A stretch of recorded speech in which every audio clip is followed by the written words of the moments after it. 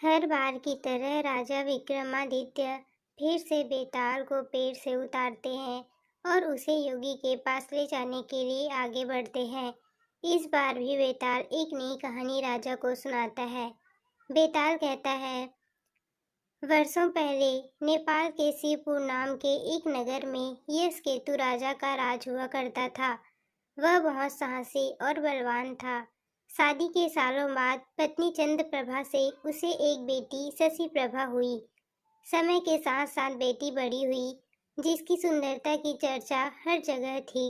एक दिन राजा अपनी पत्नी और बेटी के साथ बसंत ऋतु उत्सव देखने के लिए गए। उसी उत्सव में एक धनी ब्राह्मण का बेटा मनस्वामी भी आया था। उसने बसंत उत्सव में जैसे ही राजा की बेटी शशि प्रभा को देखा तो उसे पहली नजर में उससे प्यार हो गया।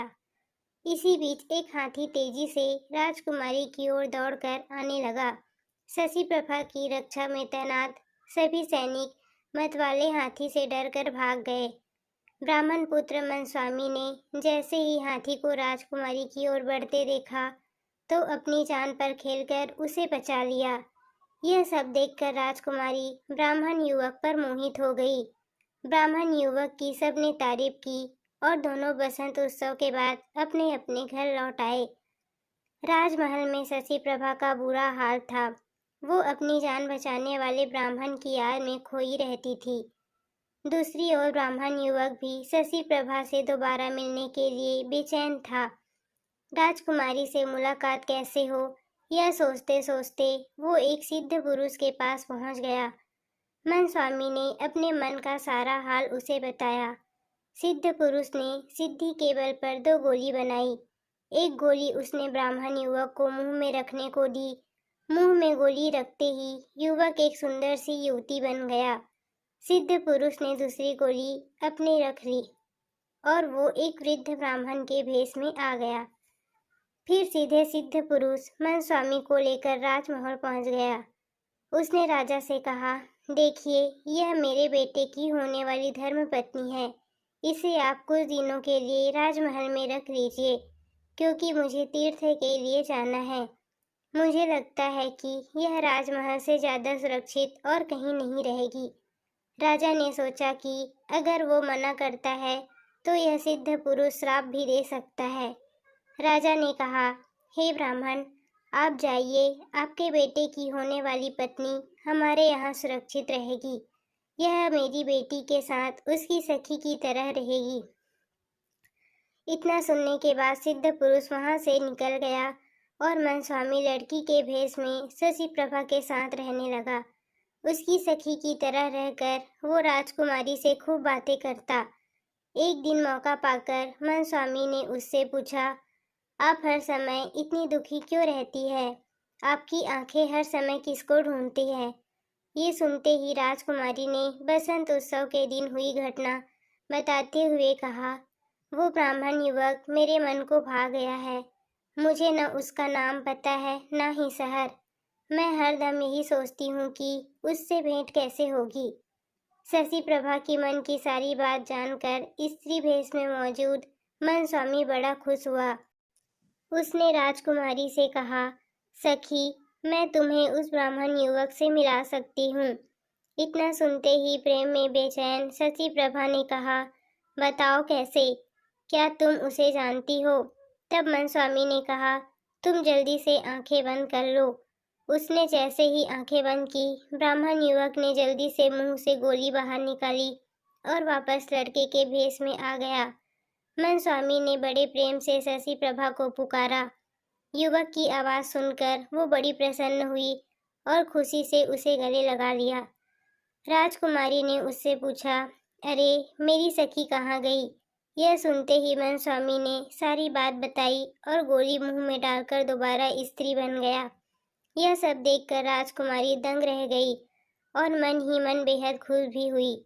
उसी समय दोनों ने एक दूसरे को मन से पति पत्नी मान लिया और इसी तरह राजभवन में साथ साथ रहने लगे। एक दिन राजा के मंत्री के बेटे की नज़र मनस्वामी पर पड़ी। ब्राह्मण युवक के स्त्री रूप को देखकर वो उसका दीवाना हो गया। कुछ दिनों बाद उसने उससे मन की बात बताई। लेकिन मन स्वामी ने मना कर दिया। उसने कहा वो किसी और की है। इतना सुनते ही मंत्री का बेटा परेशान हो गया। उसने अपने पिता को सारी बात बताई। बेटे को दुखी देखकर मंत्री ने सारी बात राजा से कही। मंत्री की बातें सुनकर राजा ने मंत्री के बेटे और स्त्री रूप धारण किए मन स्वामी के विवाह का फैसला ले लिया। राजा के यह फरमान सुनने के बाद मन स्वामी ने कहा, महाराज, आपको पता है मेरा विवाह किसी और से होने वाला है। ऐसा करना अधर्म होगा। फिर भी अगर आप मेरा विवाह करवाना चाहते हैं तो राजा का आदेश मानकर मैं यह विवाह कर लूंगी। राजा बहुत खुश हुआ और दोनों का विवाह करवा दिया। विवाह होते ही मन स्वामी ने मंत्री पुत्र से कहा, तुम्हारी जिद की वजह से मेरा विवाह तुम्हारे साथ हुआ है, वरना मैं किसी और से विवाह करने के लिए इस राज्य में आई थी। अब तुम्हें इस पाप को धोने के लिए तीर्थ के लिए जाना होगा। प्यार में पागल मंत्री पुत्र ऐसा ही करता है। एक दिन सिद्ध पुरुष दोबारा ब्राह्मण के भेष में राजमहल पहुंचता है। इस बार वो अपने साथ अपने एक दोस्त को जवान करके अपना बेटा बनाकर लाता है। ब्राह्मण राजा से पूछता है, मेरी बहू कहाँ है? मैं उसे अपने साथ लेकर जाना चाहता हूँ और अपने बेटे का उससे विवाह करवाऊंगा। इतना सुनते ही राजा ने सारी कहानी उसे बता दी। सिद्ध पुरुष बहुत गुस्सा हुआ। राजा ने उसके श्राप से बचने के लिए कहा, देखो, अब जो हो गया उसे बदला नहीं जा सकता। हाँ, मैं अपनी बेटी से तुम्हारे बेटे का विवाह जरूर करवा सकता हूँ।